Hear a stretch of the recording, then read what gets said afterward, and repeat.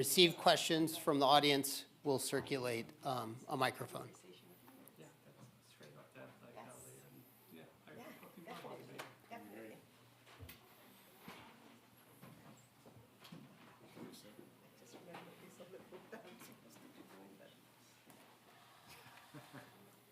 That's the thing. You're so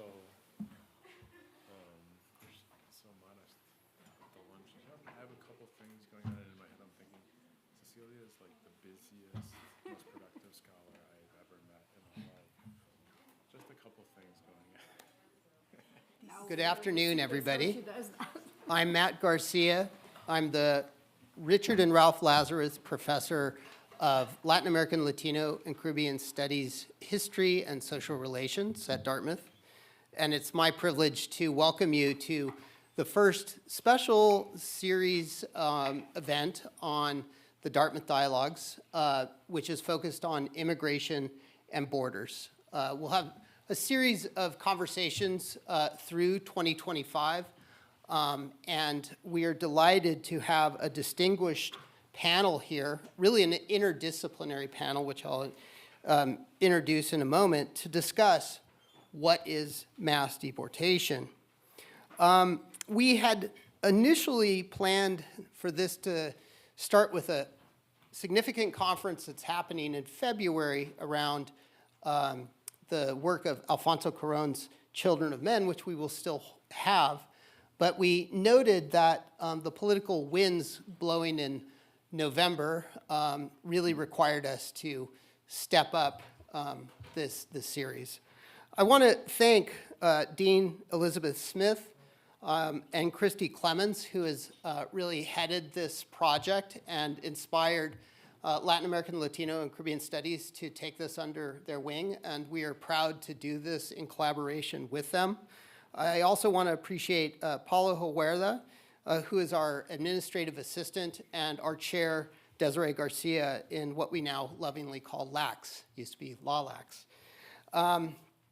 So as I said, we initially planned this for a February launch, but President Trump's commitment to carrying out mass deportation on day one of his presidency meant that we really needed to address this issue well before February.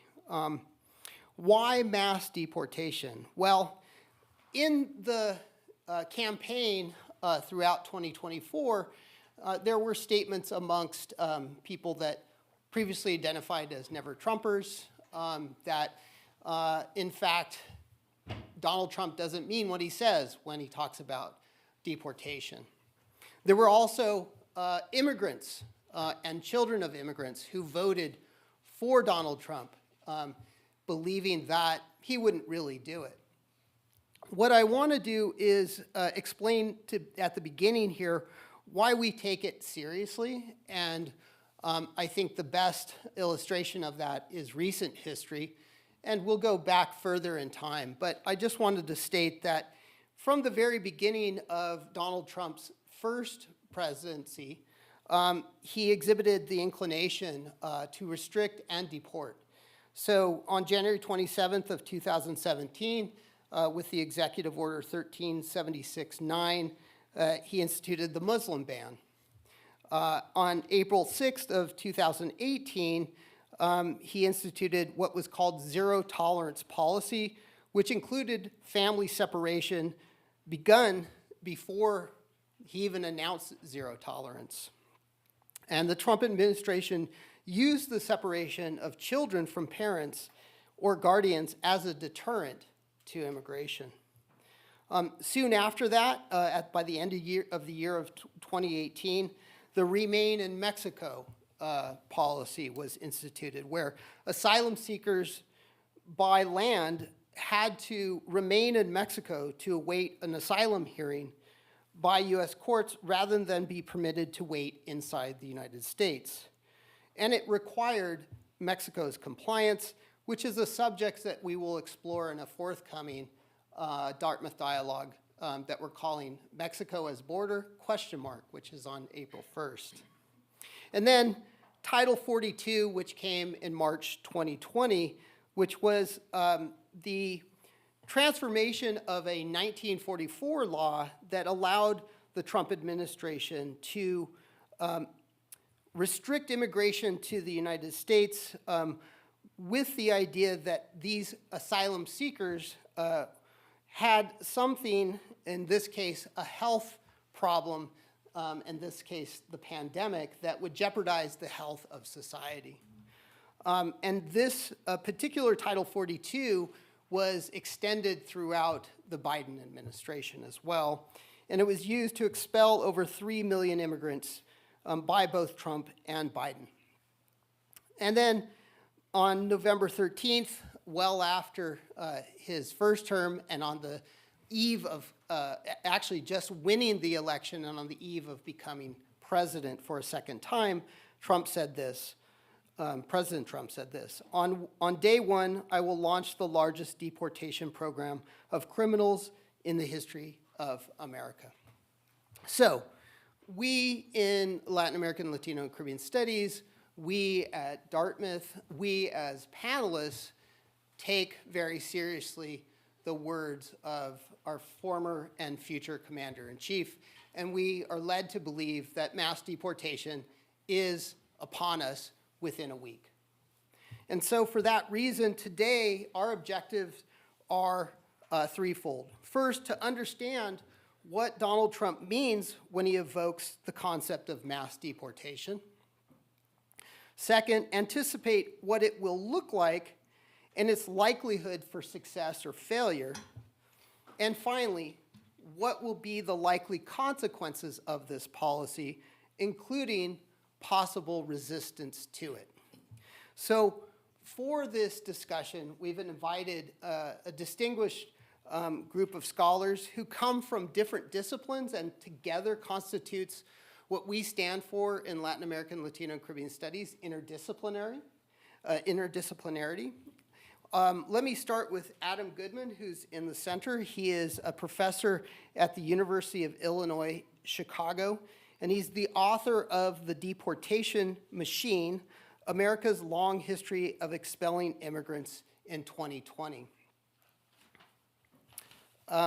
Second, closest to me, Ieva Jusionyte is at the Watson Institute at Brown University, and she's also a member of the Anthropology department. And she is the author of 2 books that are pertinent to this conversation. Thresholds, Emergency Responders on the U.S.-Mexico Border in 2018. And then more recently in 2024, Exit Wounds, How America's Guns Fuel Violence Across the Border. And finally, on the far end, Cecilia Menjívar from the University of California, Los Angeles, a sociologist and a former colleague at Arizona State University. She's the author of many incredible works, and the 2 that I will just cite as relevant today are Fragmented Ties, Salvadoran Immigrant Networks in America in 2000, and Immigrant Families in 2016 with her colleague Leslie Abrego and Leah Schmalzbauer. She's also someone who is a part of the Dartmouth family. She's the mother of a recent graduate, and so we're happy to have her back. The last time she was here, she spoke in my class about temporary protective status, and we'll cover that topic today.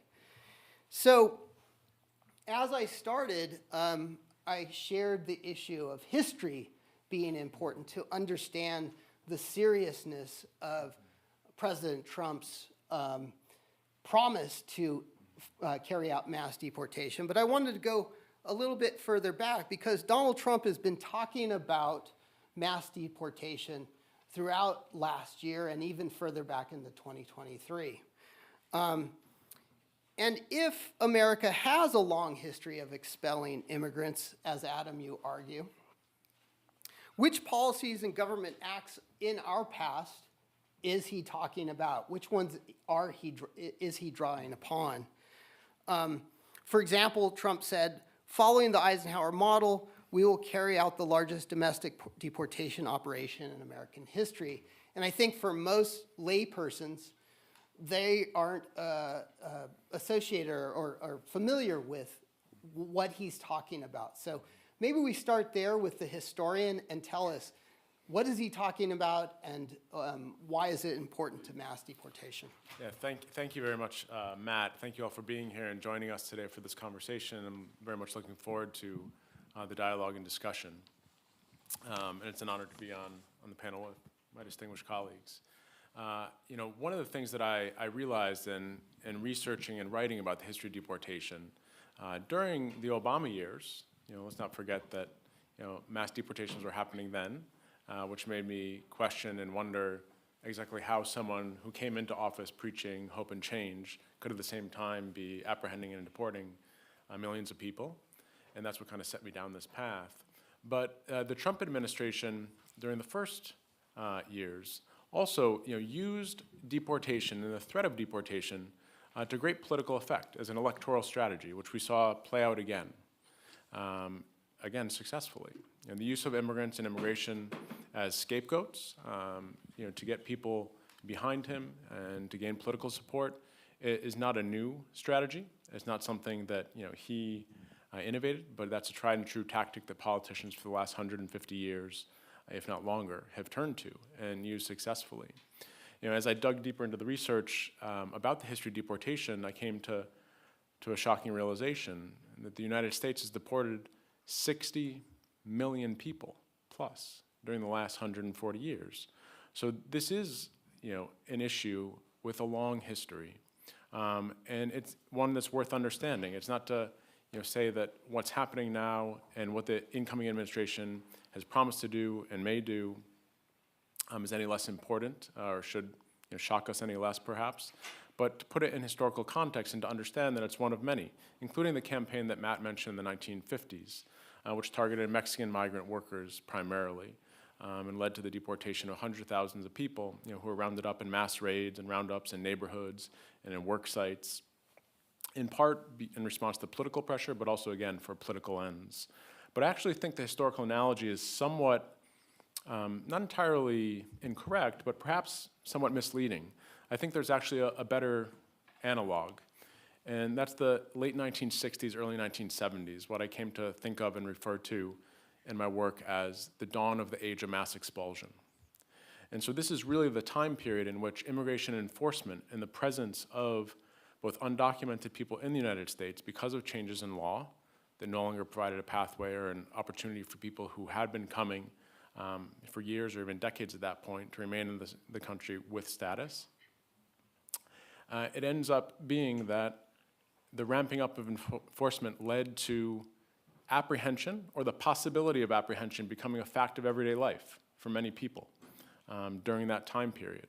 And from the late 1970s to the present, an average annual number of expulsions has hovered around 900,000. There's been variations within that in different ways and methods, which I can talk about in more depth and detail as we get deeper into the conversation, about the different tactics that officials at the federal, state, and local level have used to force people out of the country, to coerce them out of the country, or to scare them into leaving, supposedly on their own.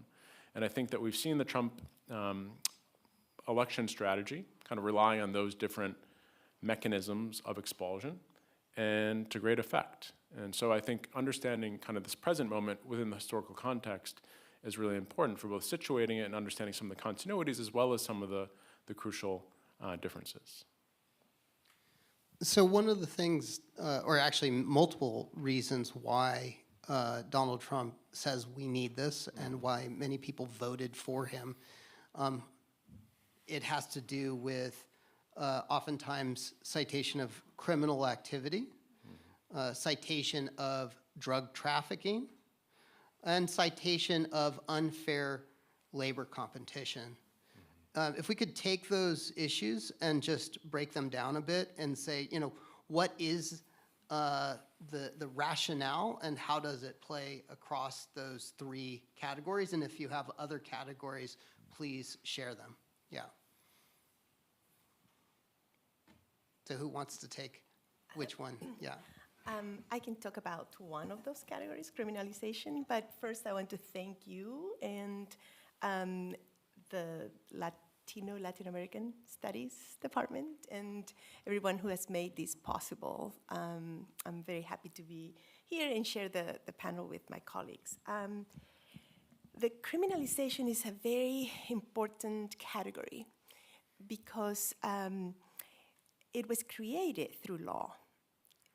Specifically, it had been since 1927 the law that made crossing the border a misdemeanor and then a felony, but it had never been really implemented until the mid-90s. And in the mid-90s, in addition to these laws that were already in the books, under the Clinton administration, we have the creation of the Immigration Responsibility and IRERA law. And that actually set the tone to expand, to amplify the categories under which immigrants can be criminalized. For instance, minor infractions. There's one category specifically, aggravated felonies, that was created in 1988, I believe, to address major crimes, major violations. But over time, this category has been expanding, adding more violations, more infractions, more crimes under which immigrants can be made deportable. So right now, I think the category includes about 20 different kinds, when in 1988, when it was created, it only included 5 major crimes. So the expansion of this category has enveloped more and more immigrants who then end up in detention, who are then criminalized, who then have a criminal record, on top of the other laws that were passed in the mid-90s that made it much more difficult, made these laws retroactive. So now it was not just undocumented immigrants, but it was also lawful permanent residents who came under this dragnet of criminalization. So through law, the population of immigrants who have been criminalized and subject to be targeted, subject to detention and deportation, has expanded exponentially. So now we have a very large population of criminalized immigrants who may be targets for this campaign. And that's just one category. Yeah. And well, I am also really delighted to be here with the panelists, and thank you, Matt, for inviting me. If I might build up on what Cecilia was saying, so maybe specifically talking about drugs, drug crime, but also violent crime, because in the Republican rhetoric and in Trump rhetoric, the association between migration and crime is also like a very potent political message. So when we talk about drugs, it's important to know that 90% of all drugs that come into the United States, we can talk about fentanyl last year, now a primary concern, but other drugs, heroin, meth, cocaine, 90% of them come through ports of entry. So they don't get into the country through the desert or through the Rio Grande somewhere. They get in the vehicles, in passenger vehicles, in big trucks carrying produce. And 80% of people charged on federal drug charges are US citizens. So it is absolutely not true that migrants are bringing drugs into the United States. Now, it is not completely false. Yes, there have been, and there are now less situations where migrants are forced to carry drugs, or maybe they have to carry drugs in exchange for payment to cross the border. Yes, that happens, but that was primarily an issue with marijuana before it was legalized, and not so much now with fentanyl. Also, another quick addition to talking about crime, there have been a series of studies that showed that US-born citizens are less law-abiding than immigrants, whether we're talking about legal immigrants or in the country otherwise. There was actually a quite recent study, I think, funded by the National Institute of Justice that looked at criminal records from Texas from 2012 to 2018, which showed that this is so specifically undocumented immigrants, so people without legal authorization in the country, they were being arrested at half the rate as US-born citizens for drug-related and violent crime, and at a quarter rate as US citizens for property crimes. So we have this kind of data, and it is not true that migrants commit more crimes than US citizens, except for when they are being criminalized, which is what Cecilia was talking about. Yeah, just to complement, there is a large body of work in immigration studies that has repeatedly shown that not only do immigrants not commit the crimes that they are accused of, their demographic profile, based on their demographic profile, they commit fewer crimes than people with similar demographic profiles in the non-immigrant population. But also, there's mostly sociological research that has shown that when immigrants come to live in certain communities, crime actually goes down. So on both ends. So we are left with the question of why then the strong association in public discourse about immigration and crime that we cannot seem to undo with all our research. Yeah, I think hearing both of you, share those really insightful comments makes me think of a few different things. But one being that there's oftentimes this gap that exists between kind of the reality on the ground and what's actually happening and how immigration is discussed, whether it's by politicians or in the media. I mean, if you just follow what politicians campaigning for office, increasingly from both parties, really, but especially from the Republican side and the incoming administration, in addition to the media, if you just listen and pay attention to what they're saying, you'd think that the vast majority of people seeking to come to the United States are criminals, potential terrorists, and the way in which the immigration bureaucracy is set up is to prevent people from coming who are seen as threats to security, whether it's on kind of a community level because of crime or kind of broader questions of national security. When in the reality, the most people who want to come here want to come either to work, or they're being recruited to work, or they want to come to reunite with family. And there's a fundamental divide and gap between kind of the realities on the ground of who's coming and the reasons that are used to describe why they're coming and the ways in which the bureaucracy is set up. And especially since 9/11, 2001, as the immigration bureaucracy has become increasingly intertwined with questions of national security, it's become very difficult to separate those two out, to separate out labor migration, as you mentioned, or people who want to reunite with families, from questions of national security. And those two things being in tension or being connected at all, I think presents a tremendous challenge for people who are seeking to reform the system, because there's just important work that needs to happen at the legislative level, but it's almost a non-starter, politically at least, whether you're trying to get elected or you're trying to pass a law, because of the way that they've become intertwined. With regards to labor, the Republican Party, President Trump, he got a lot of traction, particularly in the Rust Belt states, about this issue of competition for jobs, right? So it's all about unfair competition. But what we see is, even before the new administration takes office, is that coalition is fracturing, right? So we have Elon Musk and Vivek Ramaswamy talking about the need for labor and the H-1B program, which is a guest worker program.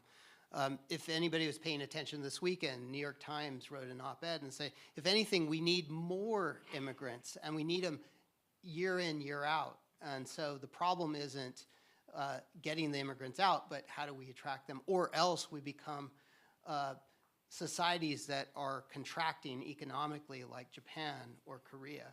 So one of you, please talk to me about these tensions around labor. What's the true story about how dependent we are on immigrant labor and what a mass deportation would do to the future of this country, economically, socially? You know, you take what issue you want to tackle.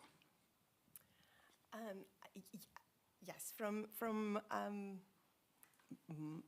my standpoint, based on research and what we have in terms of where immigrants are located in the different sectors of the U.S. economy, across sectors, immigrant labor, in some sectors, they're the backbone, and in other sectors, they are still quite actively participating. So you have agriculture, health, education, high-tech, service, hospitality, you name it, across the board.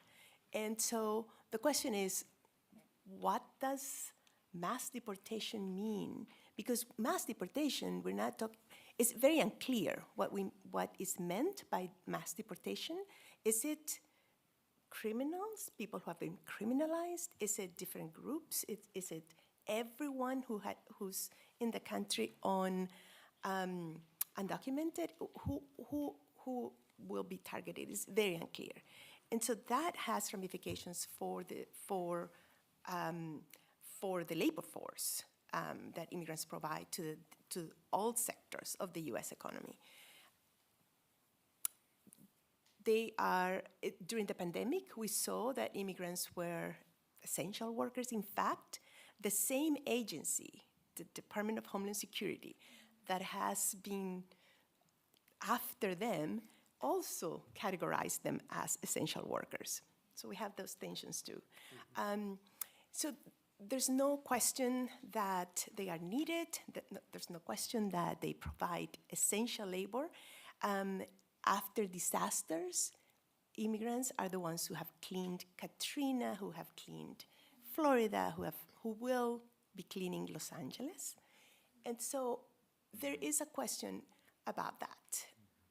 When labor requirements take center stage, like in this debate we have with Musk and within the advisors of the president-elect, when labor is needed and labor requirements take center stage, usually the interest of employers take precedence.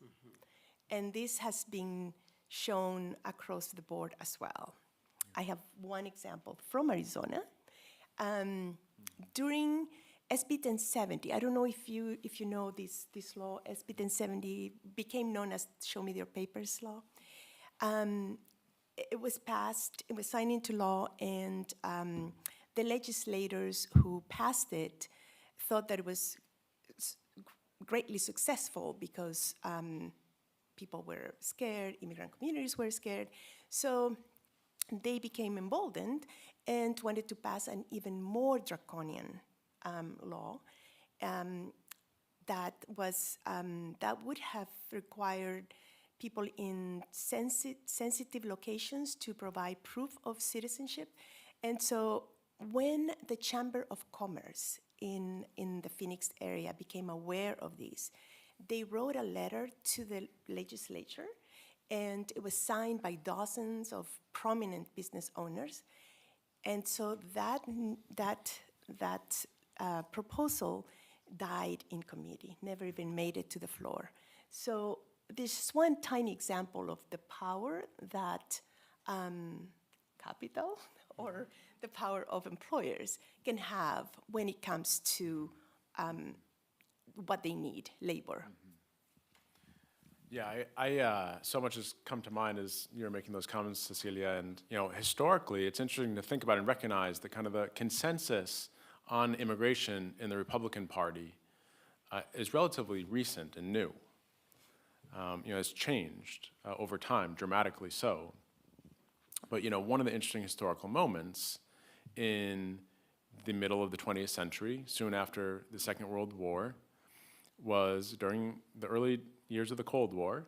I came across all these letters at the National Archives of angry constituents, conservative business owners and farmers in South Texas who wrote to President Eisenhower, who wrote to his wife, Mamie, and complained and said, basically, like, why are you threatening to take away our laborers? Why are you threatening to take away the people that allow our businesses to thrive, that we depend on? And they use very strong language to do so, comparing the Border Patrol officers to Nazi Gestapo agents and saying, why don't you Border Patrol officers come and pick our crops then if you're going to take away our laborers? And these are conservative Republicans, for the most part, in South Texas who are doing this. And so it's just important to kind of keep in mind that the politics and the partisan dynamic has shifted and changed over time. And the consensus we've come to more recently, among the Republicans, pushed from Trump and those closest to him on down, has not existed forever. And big business has always had an interest in maintaining the free flow of labor. In some cases, or many cases perhaps, including the exploitative conditions and power that go along with that. But the other thing I would just mention is that there's an important question is we've all been discussing about, okay, if we know from the research and from empirical studies and findings, the relationship between immigrants and crime, the relationship between immigrants and the economy and jobs. The question is, why are these such successful political strategies, to tie them together? And, I think that's a really important thing to reflect on and to think more deeply about. But certainly one thing, just on the base level, is that, in doing so and using immigrants as a scapegoat so effectively, Trump was identifying that people across the United States and many communities like the Rust Belt, like you mentioned, they are hurting, like they are suffering. And they have lost their jobs and their livelihoods and their sense of respect and self. And he's hitting upon something there. Immigrants aren't the cause of that, but he's using them effectively to place the blame instead of creating a broader, I think, economic, political economic plan and vision that might actually prop up those people who need the help the most. But it resonates, I think. That strategy resonates and is so effective because people are in desperate need. Yeah, and despite the indignities that immigrants have suffered over a century, as you've documented in your book, Adam, immigrants keep coming, right? And so that's one of the biggest questions that my students have and we explore in our classes. Why do immigrants come even though they receive this message literally from Vice President Kamala Harris under Biden's administration? Do not come, she said, right? And yet they've come, they continue to come. And so, Ieva, you have documented the role that guns play in destabilizing, in particular, Mexico. But how is it that the United States is implicated in the continued migration that they're trying to stop? So obviously, there are reasons that are different in every country where people are fleeing. It's not the same in Haiti and Venezuela and Mexico. But if we look at the numbers of Customs and Border Patrol encounters, the biggest national group of migrants still trying to come into the United States is from Mexico. So, and my research is in Mexico primarily. So a lot of people who are coming, there are structural and systemic reasons, for sure, but eventually it's also an individual decision. Every person, every family decides for themselves when is that threshold, whether it's economic opportunity, whether it's insecurity that they have to leave. And in Mexico, insecurity is probably, in addition to the economic opportunities, is a big one. So where do you even start? So the most guns that are recovered in crime scenes in Mexico, and crime scenes, we can talk about homicide, we can talk about extortion, we can talk about kidnapping, forceful recruitment of youth to join organized crime groups and join what we call the cartels, those guns come from the United States. Over 70% of them come from the United States. Mexico has very strict gun laws. There are now only 2 gun stores in the whole country. U.S. border states bordering Mexico have 10,000 gun stores, and this doesn't even include online sales and gun shows and so on and so forth. So U.S. sends the guns there, which creates insecurity, crime, violence, and people don't have where to turn to. So a lot of the time, you can't go to the police and file a complaint in a lot of parts of Mexico because the police work with organized crime. The impunity nationwide, even for homicide, is over 90%. So what do you do if you have a farmer, if you have a small business, if you have children and live in an area like that? You pack up and you leave. So when I was volunteering on the border as an emergency responder for a while, I met a lot of people coming from very specific areas in Mexico, whether it is Guerrero, whether it is Veracruz, who primarily cited the reason that it is crime and insecurity and injustice that they are fleeing. But again, it really depends. It's often mixed up with you have family members in the United States, so that's the place where you can go and find security and safety.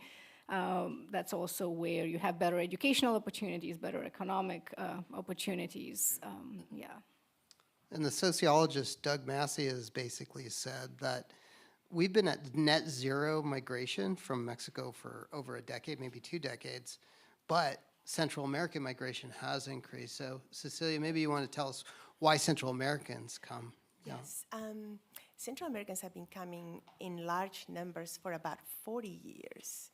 It's just that they have not been recognized as needing protection. And it's been a combination of what Ieva mentioned for Central America, for the 3 northern countries of Central America, Guatemala, Honduras, and El Salvador. Pretty much similar conditions. Where the United States has played a major fundamental role in creating conditions that then people flee from.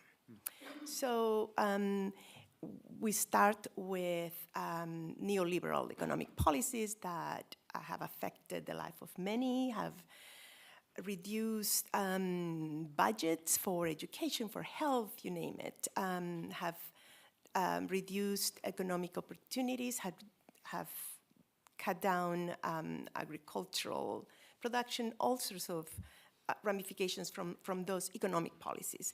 But then during the civil wars in the region, the military presence of the United States through funding funding the governments that were fighting the opposition, creating bases in Honduras, for instance,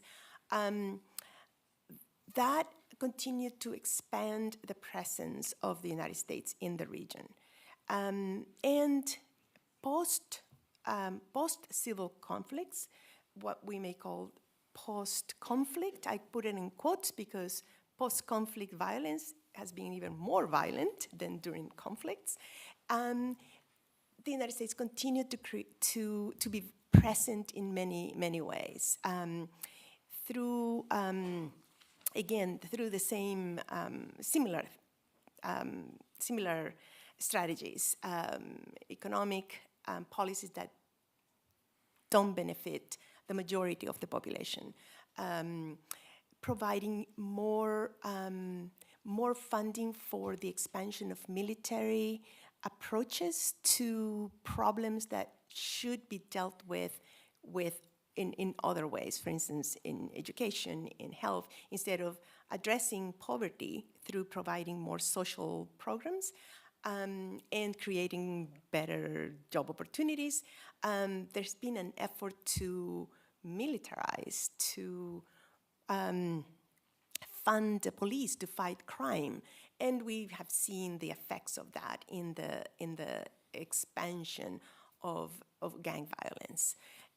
So that combination of factors has continued to provide impetus for people to migrate. And and no matter how many U.S. Elected officials tell people not to migrate, when conditions are extremely difficult for themselves and their families, and they see no end in sight, they will continue to migrate, especially when networks, informal networks of information have already been created, established, and flourished, and people continue to receive information about jobs and places to stay. All of that continues to create channels of migration. In my ethnography I did in Guatemala, I was talking with a woman who, we were not talking about migration. We were talking about just her life in a small town in eastern Guatemala, and she was telling me that she was contemplating migrating to the United States. And I mentioned to her that there are so many dangers for women migrating alone. And she said, I'm paraphrasing, I don't know what would be worse for me, if dying a little bit here in Guatemala, where it would take me a few years to die, or die at once during the trip. So when conditions are dire, when economic conditions are really tough, and violence has been quite rampant, it's difficult to hear that someone says do not migrate, because that's the only option a lot of people see. I mean, it's so presumptuous and condescending as well to think that because a politician, Joe Biden, Kamala Harris, Donald Trump, whoever it might be, says something, are we all, everyone here in this room, just going to fall in line and do and follow what they say? No, you're probably going to assess your circumstances, your situation, decide what makes sense for you and your family based on a whole variety of factors. It shouldn't be surprising in that way either. But the question in Cecilia's comments also raised a really important point that there's this history and idea of the United States of a nation of immigrants, which is based on this myth that people have only come here to seek better economic circumstances or to better their lot in that way. And certainly many people have, but it's not so easy to disentangle all the different factors and reasons why people come. A lot of times the immigration system and making these determinations as to whether someone qualifies for refugee status or not is based on this illusion that you can classify people based on a single causal factor or idea, whether you're an economic migrant, you're a political refugee. It's just not how it plays out on the ground for most people. And I think that we see, historically, that at least among historians, people have really exploded that myth, kind of the immigration narrative that we all kind of know or have heard in schools here, in the public school system in the United States, or perhaps in other countries as well. People have really pushed beyond, and now a lot of, important, excellent work that I've learned a lot from. Cecilia, among others, Professor Jorge Cuellar here at Dartmouth, and others who are working in Central American studies are, helping us better understand the variety of reasons why people come to the United States, but what the lasting effects are in Central America after the conflicts, as you mentioned. And temporary protective status TPS has been a really important part of the immigration infrastructure in terms of humanitarianism in our immigration system. Can you talk about the formation of TPS? I don't think most people understand where TPS came from. We had a nice lunch where, Adam, you broke it down a bit. And also, Cecilia, you've done really interesting research, and that's been the area where it's been most fragile. In fact, until recently, Joe Biden didn't extend TPS to some of the people protected, and then recently did as a kind of protective sheath against what President Trump might do with regards to mass deportation. So maybe tell us what TPS is and how it will likely play in the future of asylum seekers to the United States. Do you want to? No, I defer to, okay. No. TPS, as you probably know, temporary protected status, was created in 1990 and is included in the Immigration Naturalization Act, signed by then President Bush, first Bush. And Adam will give you background on how that happened. From my work and from my focus on Central American migration to the United States, TPS came about through negotiations and different interests as an alternative to asylum. Central Americans were coming to the United States to seek protection from political, economic violence, but mostly from political violence at that time during the civil wars. And so, but the United States refused to recognize them as refugees or political asylees because it was at a time when the United States was sending about $1.5 million only in military aid a day to El Salvador, to Guatemala. So it would have contradicted foreign policy to recognize a group that was fleeing conditions that the United States was essentially supporting. So that, so they refused. In 1981, for instance, while there were assassinations in El Salvador, thousands of assassinations, well, the U.S. Embassy in El Salvador recognized that the country was unsafe for U.S. citizens and for others. The United States gave recognized for asylum one person from El Salvador. And so throughout the conflict, throughout the 80s, Salvadorians and Guatemalans would not be recognized as needing protection. Through negotiations with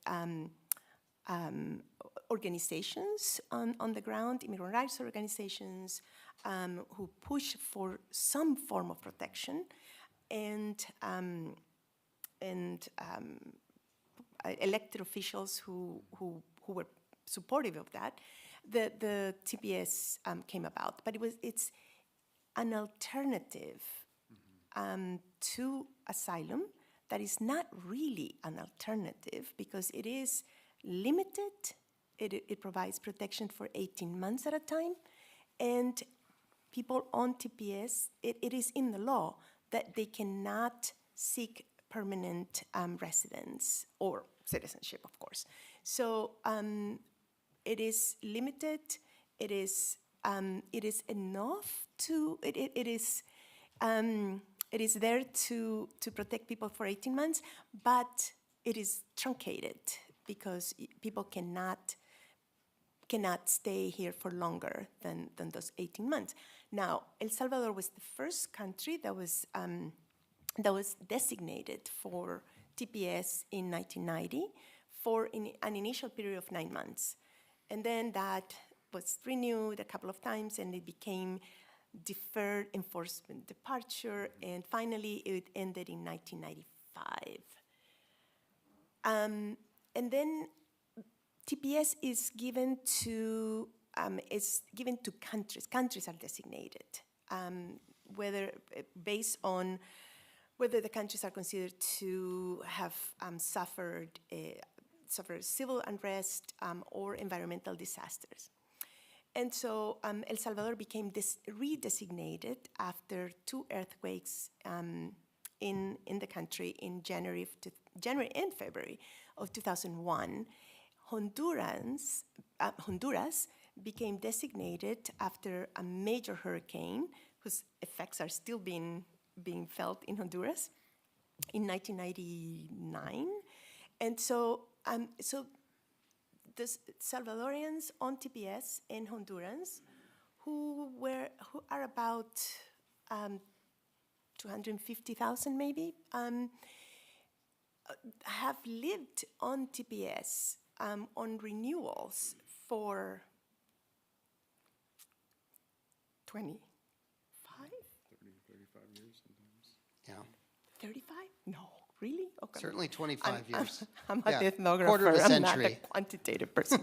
So yes, but imagine living 18 months at a time, because they cannot go the path to. They would welcome the opportunity to regularize their status on a more permanent basis. In fact, the National Temporary Protected Status Alliance has been asking for that. First, to continue the designation, but also, more importantly, to have a longer term, more permanent status, and that is not happening, at least in the near future, probably.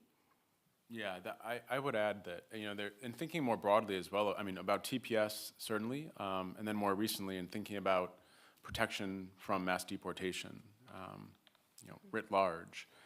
There's a question oftentimes that arises within immigrant communities and those who are organizing alongside them about, whether to take a kind of imperfect, piecemeal, partial solution, as TPS was and is, provided some protections that were essential, but didn't provide permanent protections. And we've seen how and why that can matter.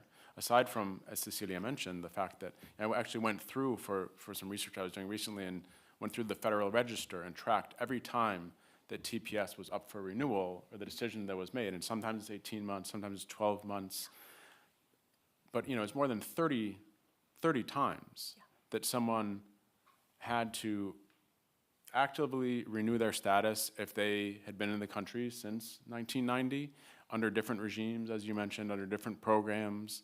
And there were, you can imagine, I don't know about you, but I certainly don't like interacting with complicated federal bureaucracies if I can avoid them. So to constantly have to be doing that, let alone, paying for renewals, is a huge burden on hundreds of thousands of people. And it didn't provide a permanent solution. And also there's questions, I guess, about whether it kind of moved the goalposts on what's politically possible, because now people are fighting to keep TPS, desperately fighting to do so, and successfully fighting to do so recently as the Biden administration renewed it. But it's a lot harder to then push for a more permanent fix, permanent asylum status. And it's similar, as some of you may know, or maybe even have benefited from this program, but the DACA program, Deferred Action for Childhood Arrivals, is somewhat similar in providing some essential protections, but also not being a permanent solution. And it's all left to the discretion of the executive branch as to who can maintain that status and who may lose it. So, Ieva, your research is in Mexico, and Mexico is going to be the subject of our next, or actually two discussions going forward. But I wanted to maybe explore just a minute. Claudia Sheinbaum, the new president of Mexico, what are the likelihoods that she'll cooperate with President Trump in mass deportation, and what would Mexican resistance or cooperation look like? So I think she's already cooperating, and mass deportations are already happening. Even going beyond Mexico, last fiscal year, 2024, U.S. deported 270, I think, thousand people in 1 year, which was the highest number in a decade, and most of those people were deported to Mexico. So Sheinbaum doesn't really have a choice, because Trump has two priorities when it comes to Mexico. One is make Mexico stop migrants, which Mexico has been doing for at least a decade, stopping them in southern Mexico, sending them back, stopping them, sending them back. It has become this carousel where people keep trying to reach the northern Mexican border, southern US border, and being sent back. So it is nothing new. It continues. It will escalate. The second is drugs. So Trump wants Mexico to stop drugs. And recently, the Mexican government did like the biggest confiscation of fentanyl just to show Trump that they are doing it seriously. Looking at the appointments, the former U.S. ambassador to El Salvador, Ron Johnson, will be the new ambassador to Mexico, when he was an ambassador in El Salvador, he was supportive of Bukele's policies and iron fist approach. So we can expect similar things happening there. He's a former Green Beret, former CIA person, so there will be that hardline policy. Michael Waltz is going to be the national security advisor, and he is the person who wants to designate the cartels as terrorist organizations and authorize the use of military against them. So we can expect much more openly hostile policies, twisting Mexicans' arm to do what it wants for the United States, primarily stop migrants as well as drugs. But it's not really new. This has been happening for a while. It's just more aggressive and more in the open. Yeah, thank you. I mean, this is to be continued because that's the subject that we'll take up in April. But thank you for that. Soon I want to turn it over to you. I'm sure all of you have questions. I would like to do something, though, that Adam does so well in his book, which is to think about how resistance to mass deportation has happened and possibly will happen, right? So it's not very encouraging if you're opposed to mass deportation. If you look at what's happening in Congress right now, and you see the Lake and Riley bill, where 48 House Democrats agreed with Republicans to basically incarcerate, to detain any immigrant, regardless of the being actually tried and confirmed, a criminal. Just by being arrested, you can now be deported if this passes. It's likely to pass because only 9 senators are opposed to it. So it looks like I wonder, the point here is, what is the Democrats' role in all of this, and what role will they play in resisting or even facilitating mass deportation? This is for any of you. Yeah. I'm not encouraged based on what we've seen recently. And I feel like in a way we're kind of looking at a 1990s redux situation when Democrats, as Cecilia mentioned, under the Clinton administration really got behind incredibly punitive, draconian immigration policies that have shaped the enforcement system since. And I feel like we're seeing a bit of a repeat of that as many of the senators and representatives kind of fall in line behind a more restrictive, set of policies, which is certainly not encouraging. I mean, I think on some level, the Republicans, as I referred to earlier, have come to a consensus about immigration and how they're going to use it, and more or less falling in line, even if they don't agree entirely. They're falling in line behind the Trump administration. The Democrats, have kind of been blowing in the wind. If you go back 4 years to the 2020 election and what Joe Biden on the campaign trail promised, and the opportunity really that he and the Democrats had to stake out some new bold ground, to kind of break from the past and to actually develop a set of coherent policies and beliefs that would have differentiated, I think, between the two parties much more effectively in the long term, but I think politically efficacious as well as kind of justifiable on moral and ethical grounds. But that's not what we see them doing. I think that's short-sighted, in addition to incredibly detrimental in both the immediate future and also long term. So sadly I'm not hopeful on that front, but I don't think that necessarily needs to stay that way. And I think it's through sustained struggle of organizing and pressuring politicians that they can move the bar on that. So it's not as if, just like it's changed in the recent past, it can change again. But I would like to see someone on the Democratic side, or really from either party, but that cares as much about creating a workable, sustainable immigration system that benefits migrants, but also the country, as much as Trump cares about keeping people out. I don't think we have that. It isn't, it doesn't carry the same weight and importance on the flip side. I want to invite questions from the audience. If you have them, just raise your hand and I'll and I'll bring the mic to you. Yes, Kenny.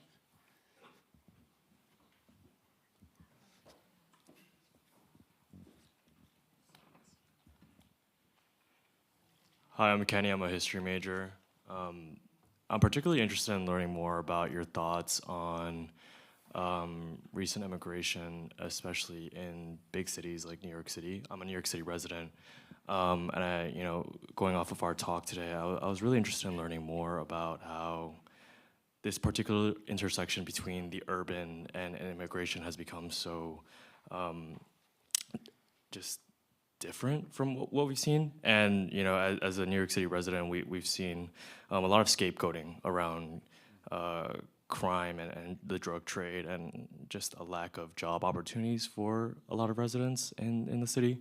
I'm particularly very interested in learning more about how you think we should approach this idea of scapegoating. A lot of populist rhetoric around immigration, and how exactly that could intersect with this idea of the urban, and approaching these issues, whether through education or programs, how to solve this idea of negative stigma surrounding immigration.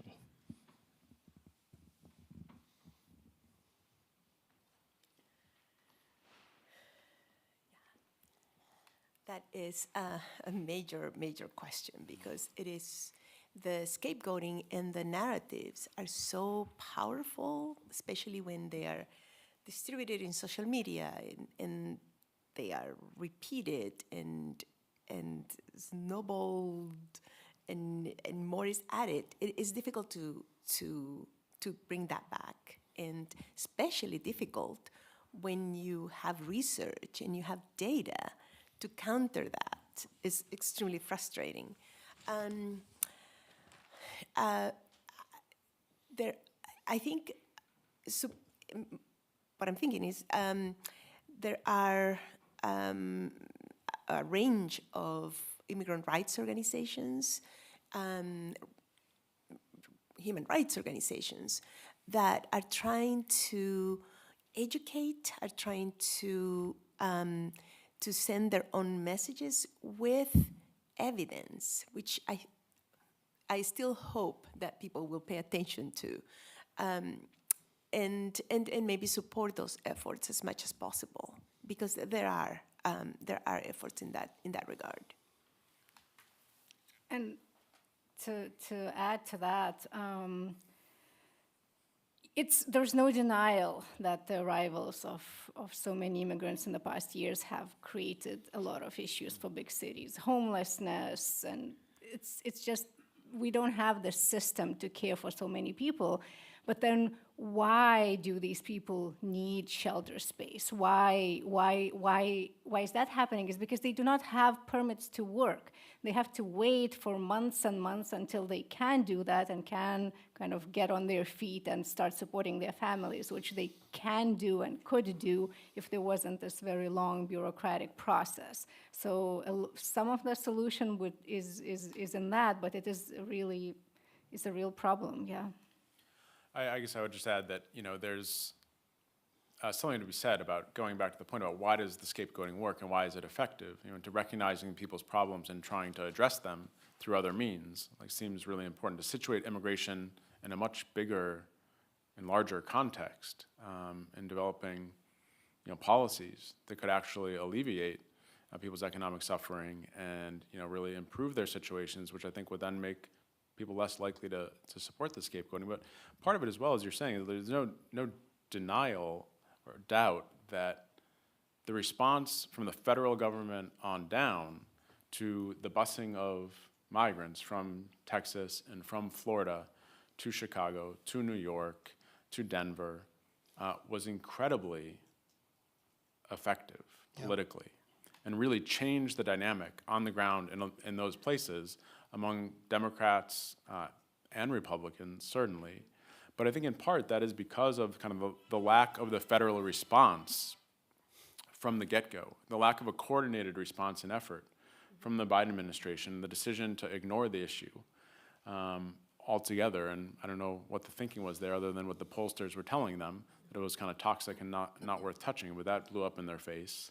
And the last thing that I would just say to address this, this point, which is a really important one, is that we need new immigration laws. Like our immigration and asylum law dates back to 1980, right? 45 years. Right. The prevailing immigration policies really stem from the 1965 Act. So we're looking at 60 years now. You know, we live in a dramatically different world, demographically and otherwise. And legislators need to, you know, update those laws to address the current realities. I'm not necessarily hopeful that'll happen anytime soon, but that does make a big difference. I mean, policies and different set of legislative options, you know, could address many of these issues that people want solved. Yet, when at least one party sees this as an incredibly useful issue to keep on the table, then there's less incentive to do that. Yes.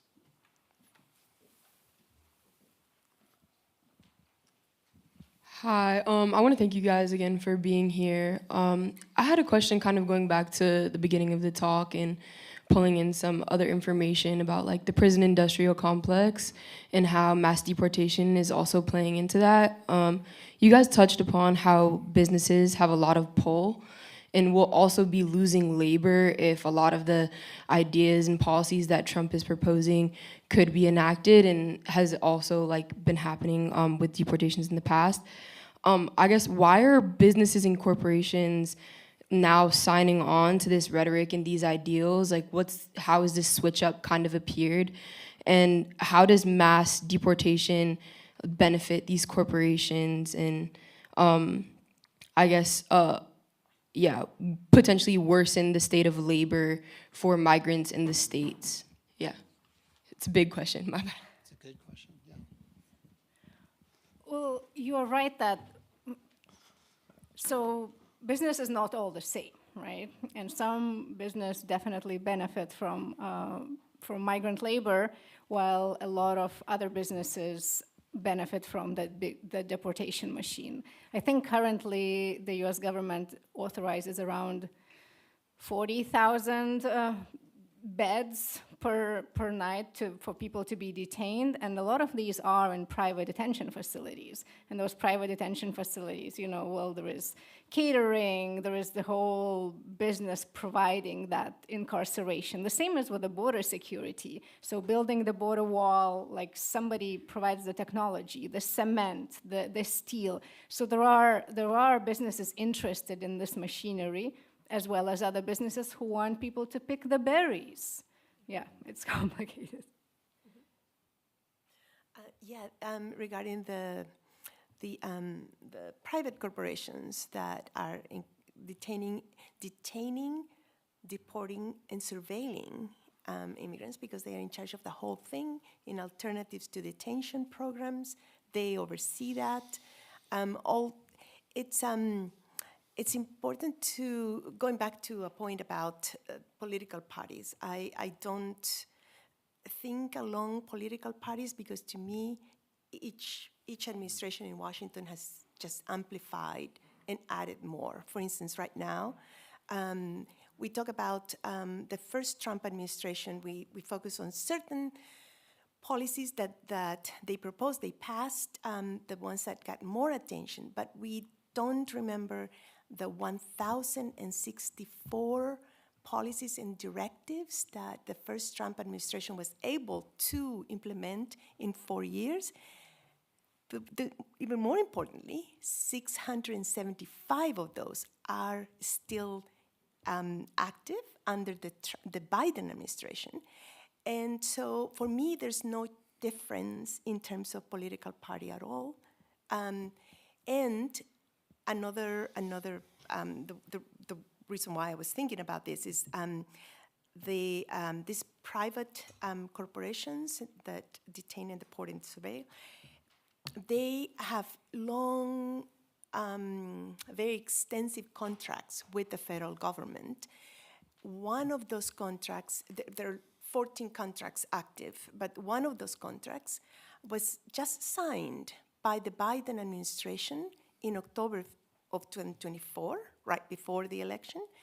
And that one contract goes until 2029. So whether the whether the Democrats or the Republicans would have won, that complex, that network would have remained in place, ready to detain, deport, surveil, regardless of political party, anyone would have won the White House. So just to bring it back to the political parties. Yes.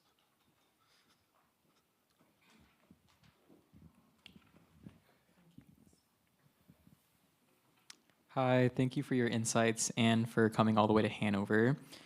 So mass deportation operation of the kind of scale they've been talking about would require massive amounts of coordination between federal and state governments and also a general beefing up of militarization. You've noted that some Democrats have been somewhat receptive to the anti-immigrant rhetoric, but I'm hoping you could comment on the potential for friction or resistance from various levels of government, especially from states or localities that might oppose the measures. That's an absolutely excellent point. So when we talk about the Democrats supporting like the Lake and Riley Act, for example, or other anti-immigrant and pro-deportation policies, this is often at the federal level. At the state level, we are seeing quite different things. For example, Massachusetts Attorney General is, I think this morning, announced that they are hiring a big legal team that will be fighting against deportation orders that will not allow state and local police forces to keep migrants only on immigration detainers and not cooperate with ICE. The question is how this will roll out, and whether it will go to the courts is definitely to be seen. But in local state governments, at least, we do see some signs of non-cooperation. Maybe Yeah, you can say more. definitely. I think the state level is something to really focus on. We have California, Massachusetts, states that are already lining up resources to oppose certain directives from the federal government. We also have states that are also lining up to amplify what the federal government does. So at the state level, we see more divergence and more contrast than at the federal level, looking only at the political parties. So the state and municipal levels are very important in this regard. You know, I would just say as well that we don't know what's going to happen moving forward. There could be new laws passed, and kind of the dynamic between the federal government, the state and local governments could shift. You know, for more than a century, there's been kind of consensus affirmed at the Supreme Court time and again that it's the federal government that sets immigration policy. And that's somewhat of a question now, you know, depending on what's going to happen, especially some of the laws that Texas has implemented to essentially create their own immigration system. We don't know what's going to happen with that. But there are opportunities, certainly, you know, for different levels of government to not cooperate, not facilitate mass expulsions, although it's unclear, you know, how effective, you know, they can be, and there's only so much that they can necessarily do. You know, the other thing that I think we don't know yet is how this is going to play out. I mean, we don't know what's going to happen exactly. You know, the types of operations and raids that might happen, or who the government under the second Trump administration will go after, what that'll look like. And I think potentially the response to that, the response to kind of these highly sensationalized actions, you know, could lead people to change their views, to, you know, to walk back some of their pro-enforcement positions, in part because their constituents will be calling them, pressuring them, complaining to them. And for those that don't already know, we'll see that kind of this idea that you can easily isolate immigrants and people in the country without legal status from everyone else is a fiction. You know, these policies affect not just undocumented immigrants in the country, they affect people here with legal status, they affect US citizens, they affect all of us. And I think that's going to be very different, and people might start to realize that the policies that perhaps they, supported or either, didn't object to enough to vote for someone else, might be objectionable in practice in the application. That could lead, I think, to, broader shifts. But that'll depend on what happens. Hi, my name is Alondra. I'm a freshman from Chicago. And my question more relates to sanctuary cities rather than like states as a whole. Is it possible that something could happen in sanctuary cities relating to ICE or mass deportations, especially because it was sort of promised by the border czar Tom Homan? That kind of is like, I guess, a really big thing for me, especially because most of my family isn't documented. And could sanctuary cities like see ICE raids happening at workplaces that mostly have undocumented immigrants or those who like have legal status, or is it something that's really just up in the air?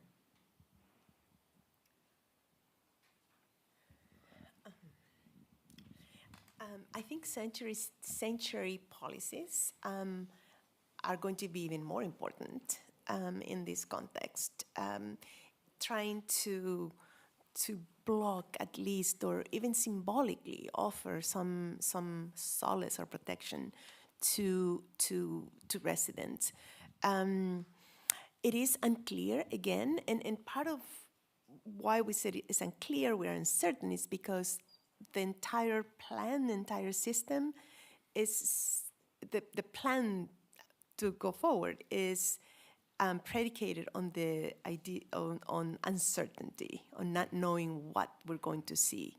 So there are many organizations preparing, especially having learned the lessons from the first Trump administration and before that. But we don't know. So sanctuary cities are preparing in their own way. The federal government may not may take away funding from them if they continue with, which has happened in the past. But the bottom line is that there is uncertainty. We don't know what's going to happen. So there is a lot of preparation going on. Immigrant rights organizations are preparing, legal aid organizations are preparing across the country. Colleges and universities. Religious organizations, you name it. There's a lot of preparation going on, and fundraising to know what to have enough to see how to respond. But there is quite a bit of preparation across the country going on. Immigrants are preparing too, in many ways, to respond, to organize, to see what they can do to call attention to their situation. And that happened during the first Trump administration as well. So there's going to be quite a bit of responses. One quick example from the first Trump administration. I was doing ethnographic field work in a small rural town in Kansas, and during the first Trump administration. And so there was a call in early 2017, in March, February, for a day without an immigrant. And we thought the immigrants in that town, because a lot of them, all of them are Guatemalans, indigenous Guatemalans. So we were not sure if they were going to observe this day because it was a national day, but they did, and their employer had to shut down for the day. So immigrants also are thinking about what to do, how to respond with their own strategies and tools to respond. Immigrants organizations, cities, states, they're not going to be caught unprepared, hopefully. And just to very quick add to that, like some of the things they do is do these like know your rights workshops and teaching so that immigrants would know what to do. Do they have to answer the door if ICE comes? Also like prepare who will be picking up the children if somebody would get arrested.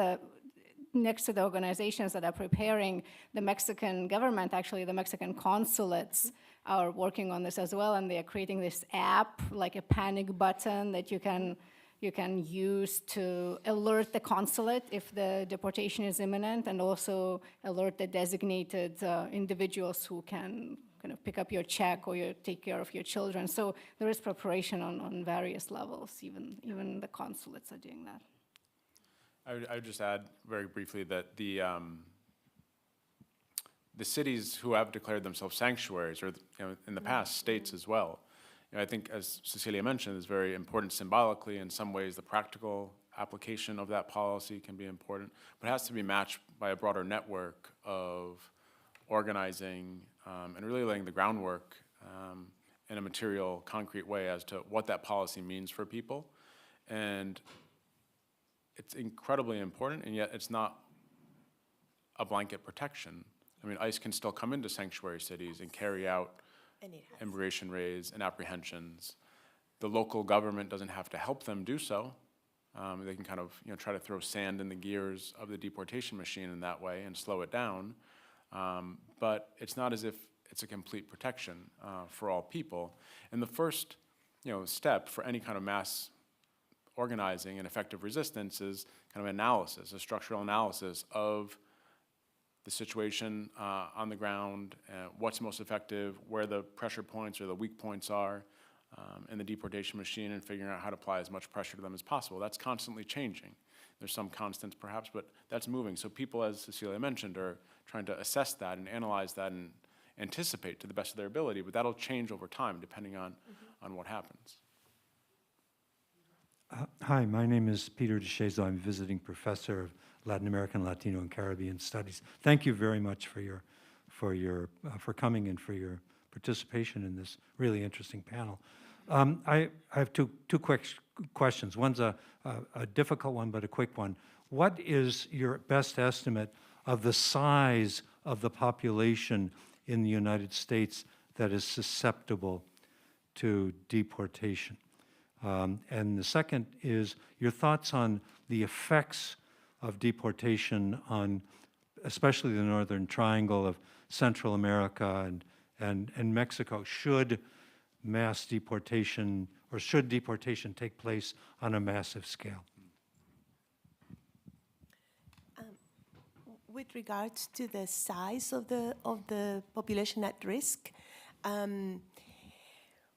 depending on what,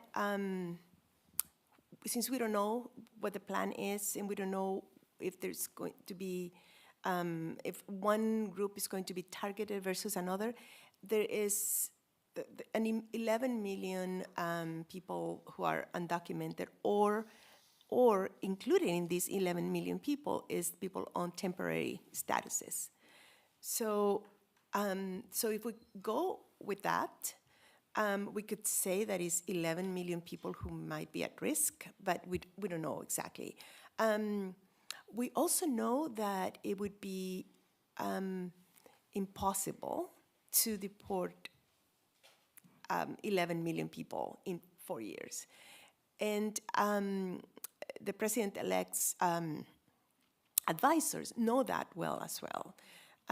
Chris Kobach, who is a very close advisor, is very clear. He said, we know it's going to be impossible. It's impossible to get 11 million people from the country. But a few well-publicized raids and traffic stops and knocks on door of immigrant families will make everyone else feel at risk. So that is embedded in the plan.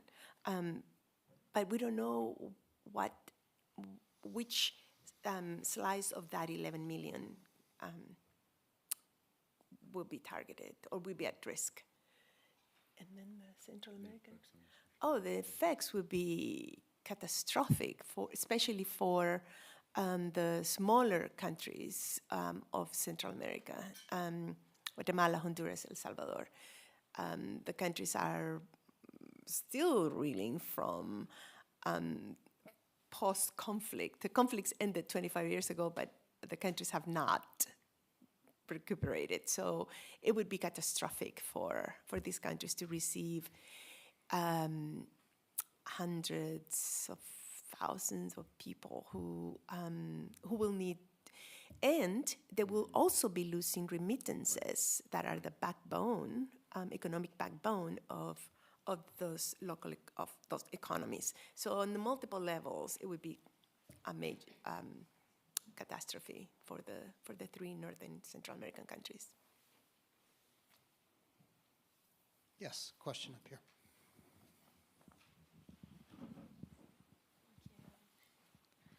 Hi, my name is Gray. Adam was actually in my class earlier today, and so this question is kind of based on that and some of what you guys were talking about earlier. I do want to say thank you for making the time to come here and share with us. So my question is about the revolving door. How has the concept of the revolving door in the U.S. immigration enforcement evolved since the Cold War era, particularly with the increase in border control and militarization? And then has voluntary departure continued to contribute to the revolving door effect, or has it diminished due to stricter enforcement measures and policies? And then in addition to that, how do the recent political shifts, such as Mexico's new president and now our current new president's Trump's administration, impacted this revolving door dynamic? Thank you so much for the question. I think there's an interesting effect that's taken place, and in some ways, things are much different now than that original era at the dawn of the age of mass expulsion that I described in the late 1970s into the 1980s. One big change is that it's a lot harder to return to the United States now after you've been deported than it once was. Part of what I show in my work is that even when it was easier to return, there was still a tremendous cost borne by people who were targeted by immigration enforcement officials. But more people have now decided to stay in the United States and not go back and forth as much, in part because it's costlier, in part because there's more risk of being apprehended, more risk of dying while trying to make the return trip. So that's a big change. But for a long time, we had seen that the federal government had relied on these coercive administrative expulsions, these fast-track expulsions, euphemistically called voluntary departure. There's nothing voluntary about them. They happen after someone's been apprehended, and the officials give them a plate of options, and the best of those bad options is to leave the country under voluntary departure, agreeing to leave, which saves the government time and money. They don't have to detain them. They don't have to pay for their return trip. They don't have to get the other country to where they're going to agree to accept them, which is helpful when there's countries you don't have diplomatic relations with. And so it just streamlines and expedites the expulsion process. And it also, in turn, helps to create this narrative of crisis. It generates a narrative of a constant crisis. And we saw this play out really powerfully under Title 42, as Matt described at the beginning. During the last 4 years, I think the Biden administration has both exceeded the number of deportations, through formal means from the first Trump administration, about 1.5 million. But on top of that, there's been 3 million expulsions that have happened through these fast-track expedited measures. And that, in turn, has helped generate and ultimately prove politically useful for Republicans who are campaigning on this narrative of the border out of control. Many of those people who were deported, tried to come back on multiple occasions, were apprehended and thrown out, time and again. If there's a functioning asylum system or a system that allowed people to come and stay in the country while their case played out, I don't know what the number of expulsions would have been, but it would have been significantly lower, and it wouldn't have fed into that narrative of the border being out of control. So in part, that was, the creation of the Biden administration, as it was in the past, for much of the latter third of the 20th century, of the ways in which people were deported, ultimately contributed to this idea that there's a migration crisis and that the immigration officials who were on the ground needed more funding to address it. And so it was kind of self-perpetuating in that way. And I think there's been so many times in the recent years where I've kind of felt like we're seeing a replay of much of that dynamic and what what played out, to great consequence. Yes. Oh, yes. Hi, Jason. Thank you. This follows quite nicely. Jason Barabas, Rockefeller Center. Earlier, you talked about the need for comprehensive immigration reform, sort of apropos your last few comments. So I got the sense toward the second half of the Biden administration, there was momentum, like it was starting to get through Congress. Perhaps some Republicans were going to jump on board, and Trump, if I'm not mistaken, might have iced that. At least that's the perception, or some of the stories. So I'm wondering, in this new context, right, starting in a week, with unified control, both chambers, might we actually see, paradoxically, amid all of these other things, if he solves the problem, right, through deportations, but perhaps the entire system, the asylum system, some sort of status and whatnot. So I'm wondering, almost on the same logic of like only Nixon goes to China, perhaps only Trump he's got the credentials to push back on immigration. Maybe he and some other folks can get this done. What do you think of that idea? Yeah, let me add, or Reagan, right, in IRCA, Right. 1986. Right. I've thought about this myself. Yes. What's the likelihood that we get those reforms under a President Trump? I'll be very short. I think that's not going to happen because it's politically expedient for the Republicans to have immigration as a mess. That's my pessimistic view. Yes. The plan that was during the Biden administration, the plan that you mentioned that was botched because the President Trump did something to end it. That was his plan. That was the plan that his administration had proposed. And the reason why he torpedoed is because he didn't want his plan to be signed by Biden.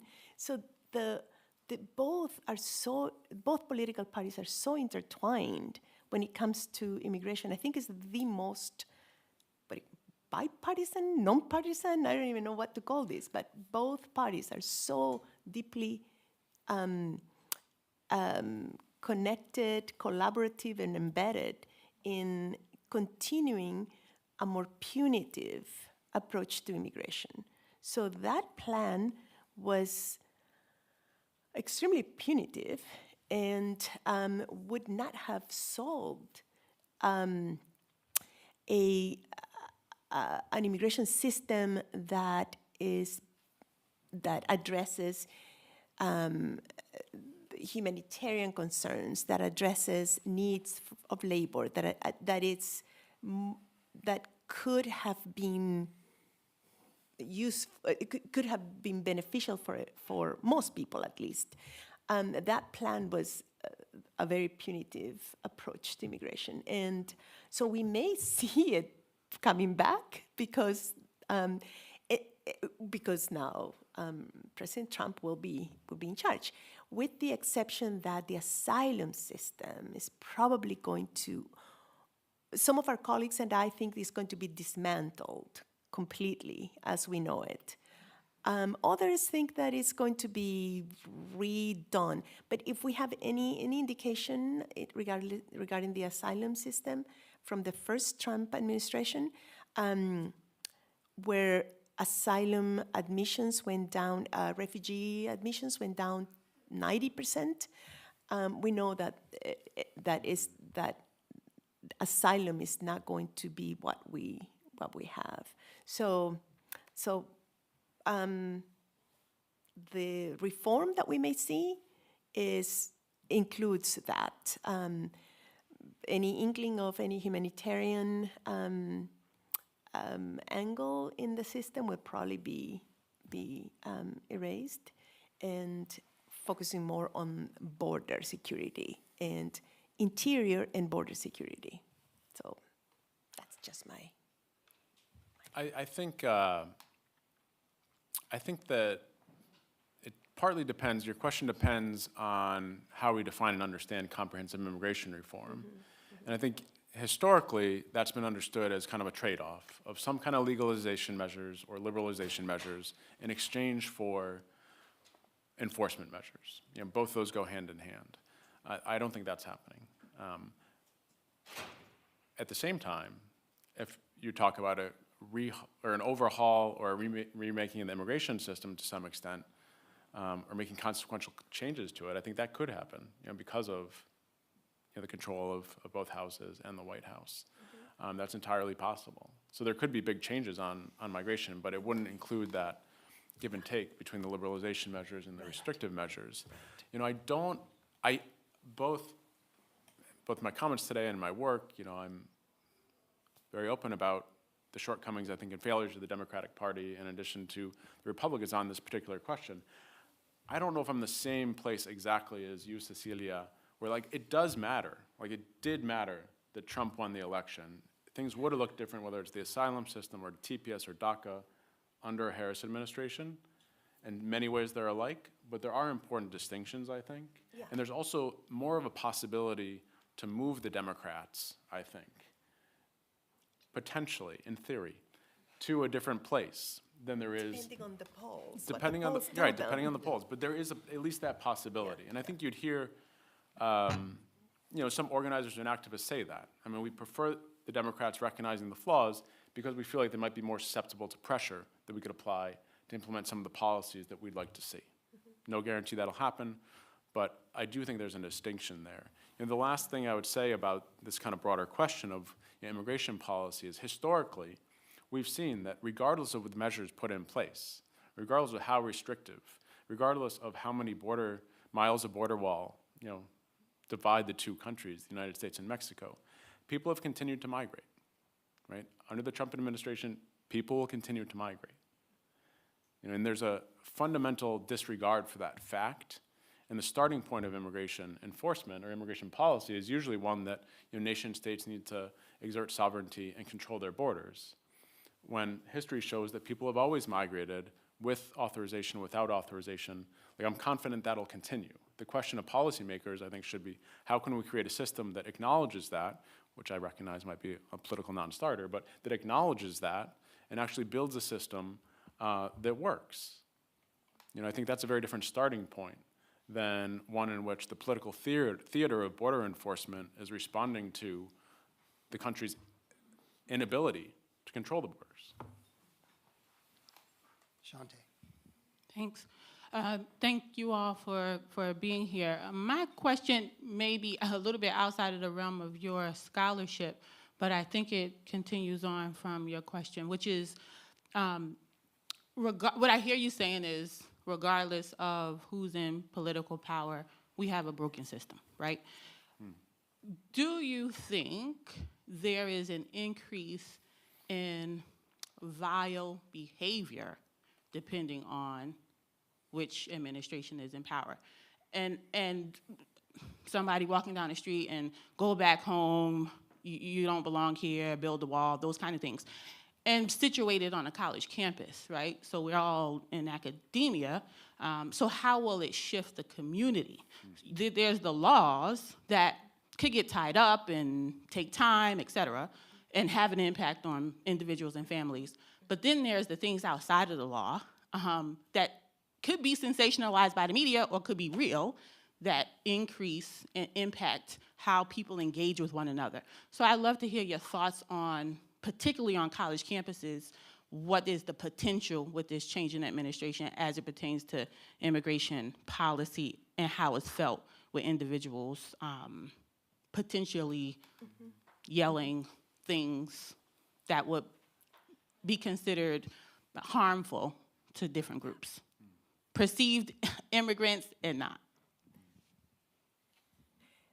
Yeah, I think your point about vile, not necessarily behavior, but I'm thinking of language and narrative, that there is a difference in language between the two parties. Behavior, I'm not sure. Policies, I'm not sure. But language, yes. And language is powerful. Language, especially when it's broadcast and repeated in different narratives, does have an effect. Does have an effect on immigrants to see how because they start to see themselves in relation to those the vile language and narratives. And it has an effect on non-immigrants, the non-immigrant population, because they start to think of immigrants as less than. And so it does have an effect. And also, the more these narratives, these extremely negative narratives are repeated, they become normalized. And that has an effect on the immigrants, on the non-immigrant population, and it goes back to politicians and elected officials, to media, and then it becomes accepted. And then we see that reflected on everyday interactions, whether on college campuses or not.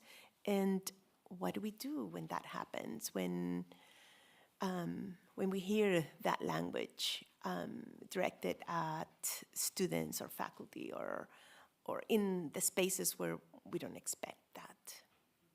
I don't know.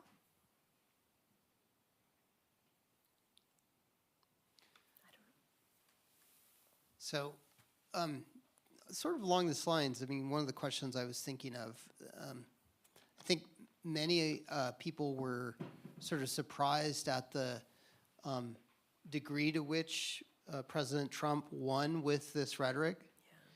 And, you know, it was a rhetoric and, as we've seen, policy that is intended to hurt. It's intended to even cause pain, suffering, death. And people voted for that, right?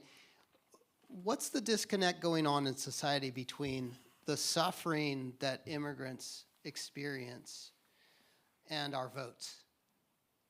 How is it that, I mean, in some ways, this is an existential crisis for the United States, and that we saw family separation happen. We saw people in cages, and yet, one, you know, you can argue if it's a landslide or not, but it was not a landslide, but it was a victory, and a substantial one that changed our government. What does this say about the United States right now in this moment? I mean, a collective look in the mirror.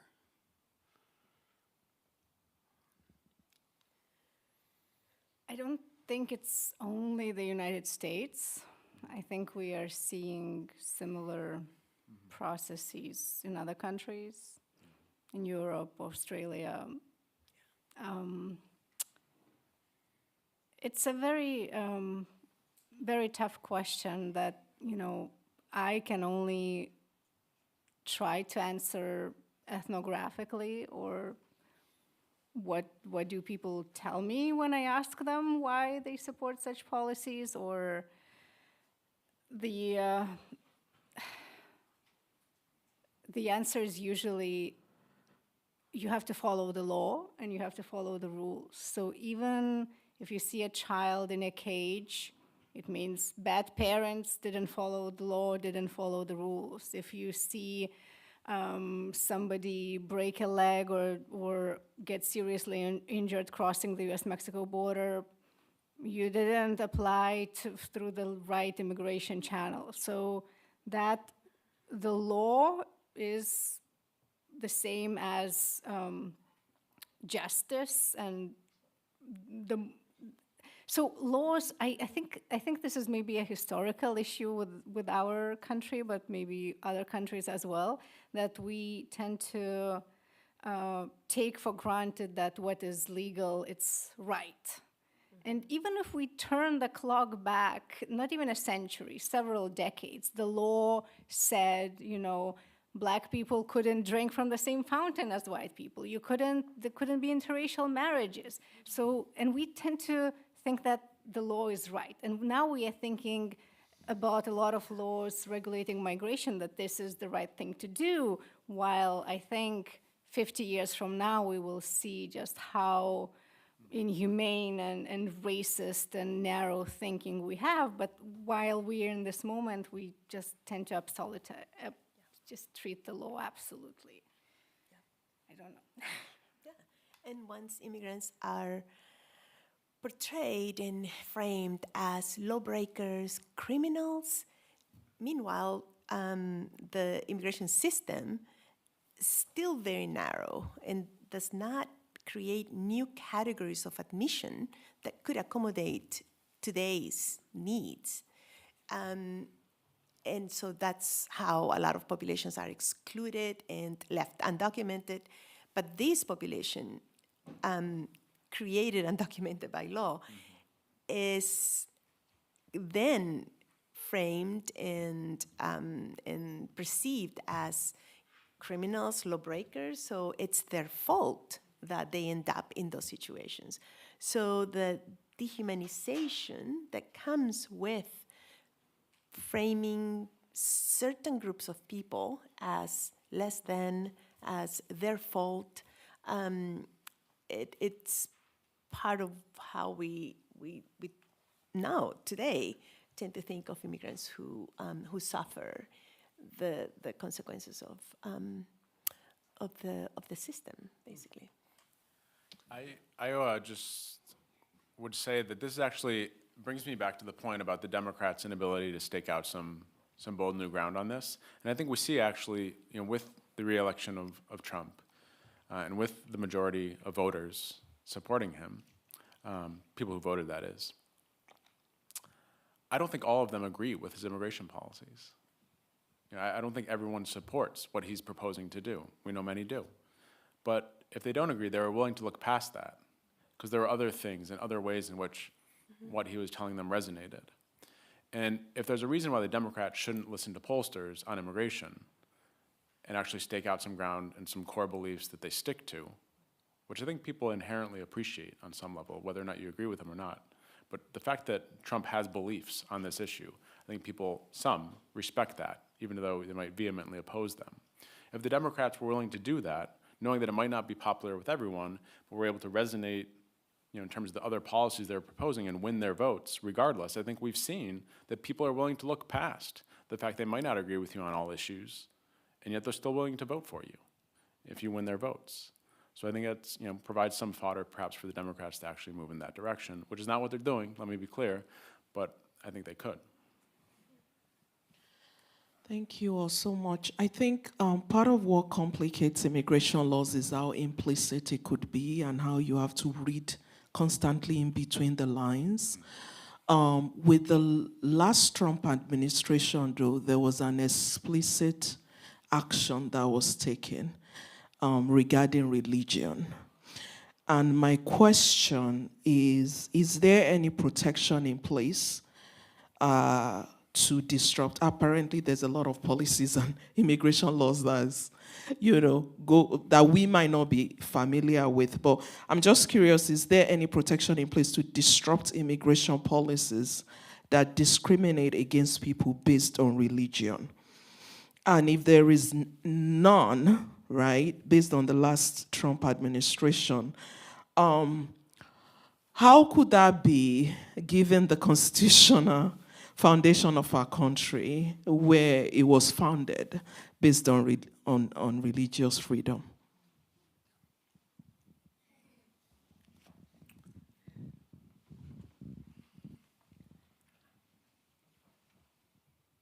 Yeah, I guess I'm not sure what's going to happen in this regard. I would say, that freedom is protected under the Constitution, and I want to say that it will be. At the same time, we've seen ways in which, in practice, that doesn't play out in terms of the policies the executive branch has implemented, or tried to implement at least.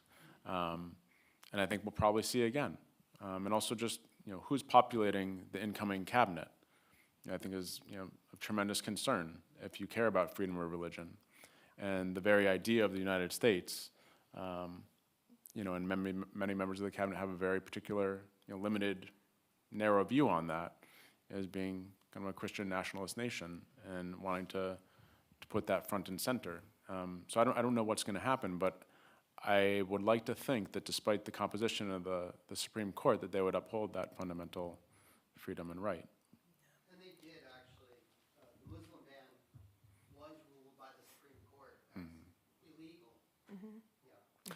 So Trump just added one or two other countries to the list, right? Yeah. Hi, thank you so much for the amazing discussion.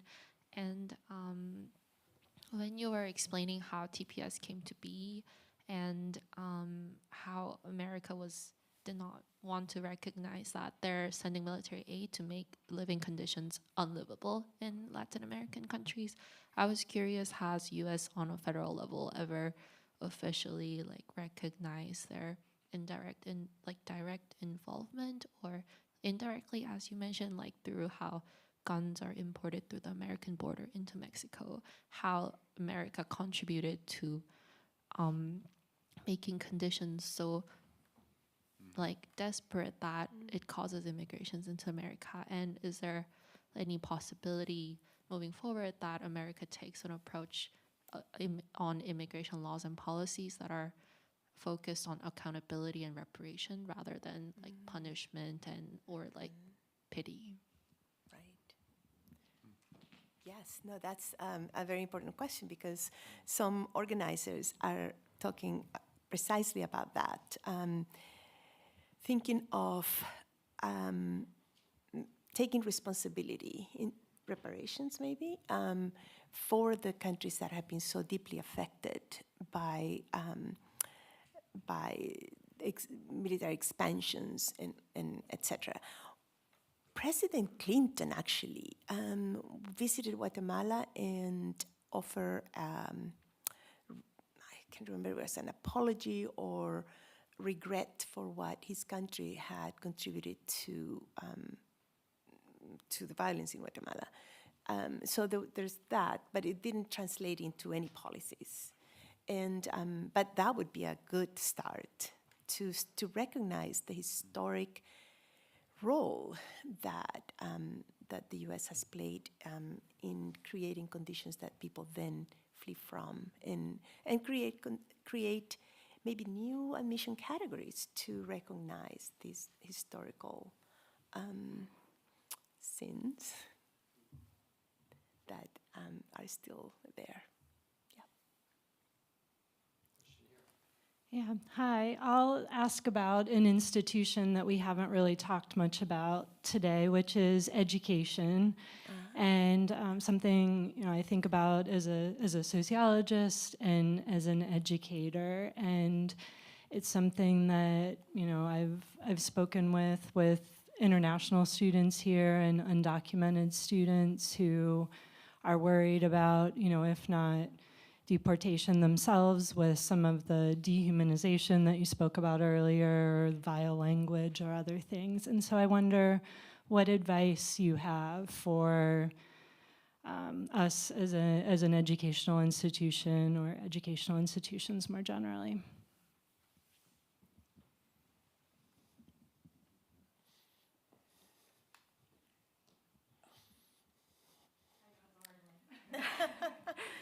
Where to even start? I mean, universities should be protecting their students, and there are various ways that I know different schools are thinking what they can do about that, in terms of how to extend their legal status even after they graduate, what kind of internship opportunities to give them. But it's all very limited, because as we talked before, students are not, they have family members who will be deeply affected by that. And if it affects your parents or your siblings, you are affected too. But then what is the role of the university? How can the university help you when this is happening outside of the college walls, right? So I don't know whether I have an answer to this question. I just wanted to kind of say that there is, I don't see how we can isolate just protecting the students without taking into account that they are part of families and communities that will be affected. But educational institutions can educate the students about their rights, legal rights, because that information will be disseminated to families and communities. So I think educational institutions can support teaching and educating students so that they can then share that information more broadly. And that would be critical in many ways. I mean, the other thing that I was going to mention is that educators across the country and different institutions can also learn from one another and collaborate and organize just like any others. And I think that's, happening. I know at, University of Illinois Chicago, we have a large number of undocumented students. We have an undocumented student resource center. There was one, through struggle and pressure put on the administration to create that. But UCLA, where Cecilia is, I think has been on the forefront of creating policies and thinking about policies. And I know that people at UIC have been in touch with their co-parts at UCLA and thinking through these issues. So communication, talking with people, trying to figure out what the best strategies and approaches are seems really important, not to be isolated and acting or feeling as if you're on an island, but really kind of being collaborative in that way, because chances are the questions you have are the ones that other people are wrestling with and could really be useful and informative. And then also thinking about, I guess, how to get the institution, how to encourage the people in positions of power at the institution to take a proactive stance rather than a reactive one, which I know can be challenging, if not impossible to do in some cases, but seems really important right now. I know a lot of students probably here, like everywhere, as you're saying, are concerned and worried about what's going to happen to them, their families, their loved ones, just as other members of the community are.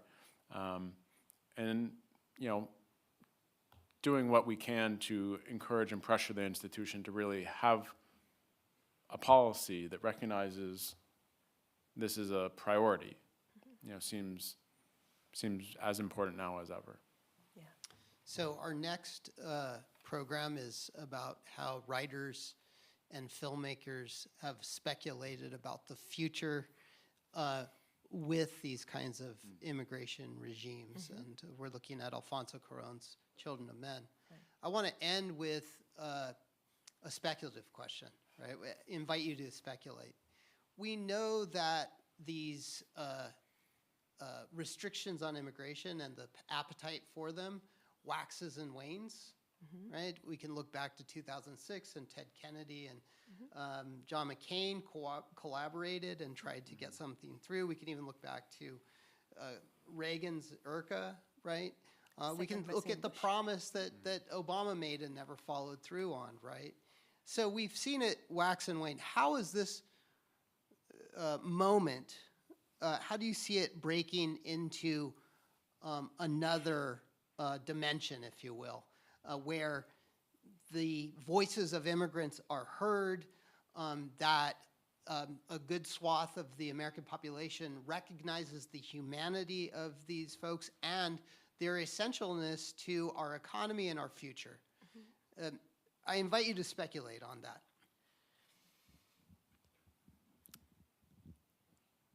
It could be that these very difficult times that are coming will create opportunities for non-immigrants, for the general, civil society to see immigrants in a different light.